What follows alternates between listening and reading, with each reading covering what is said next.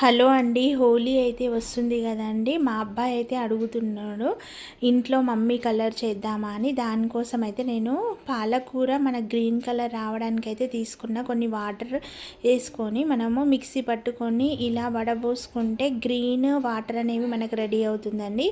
మళ్ళీ బీట్రూట్ మనం ఒక కలర్ రెడ్ పింకిష్ రావడానికి ఇలా బీట్రూట్ని కట్ చేసి అది కూడా మిక్సీ పట్టుకొని కొన్ని వాటర్ పోసుకొని ఇలా ఆ వాటర్ని అయితే తయారు చేసుకున్నాను. రెడ్ గ్రీన్ మళ్ళీ కార్న్ఫ్లవర్ ఉంటుంది కదండి, పిండిలో మనము ఈ పిండి తీసుకొని మనము బీట్రూట్ వాటరు మళ్ళీ పాలకూర వాటర్ గ్రీన్ ఇవి మంచిగా కలుపుకోవాలండి. చాలా బాగా కలుపుకోవాలి.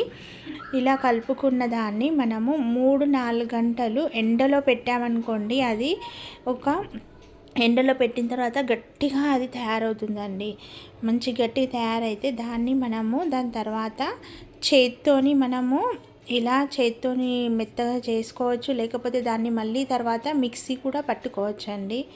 మా బాబు అయితే ఇలా చేసామని ఎండలో ఇలా పెట్టుకొని కలర్స్ చూడండి ఎంత బాగా వచ్చాయో.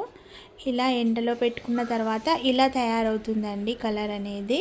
మనము దీన్ని ఎక్కువ గట్టిగా అయిందనుకోండి, దాన్ని మిక్సీ కూడా పట్టుకోవచ్చండి, లేకపోతే చేతితో ఇలా చేసామనుకోండి. చూడండి ఎంత మంచి కలర్స్, హోమ్ మేడ్ కలర్స్ ఇంట్లోనే వితౌట్ కెమికల్ కలర్స్ ఇలా అయితే రెడీ చేసామండి. వీడియో నచ్చితే కనుక లైక్ కమెంట్ చేయండి, ప్లీజ్ షేర్ చేయండి. నా ఛానల్ని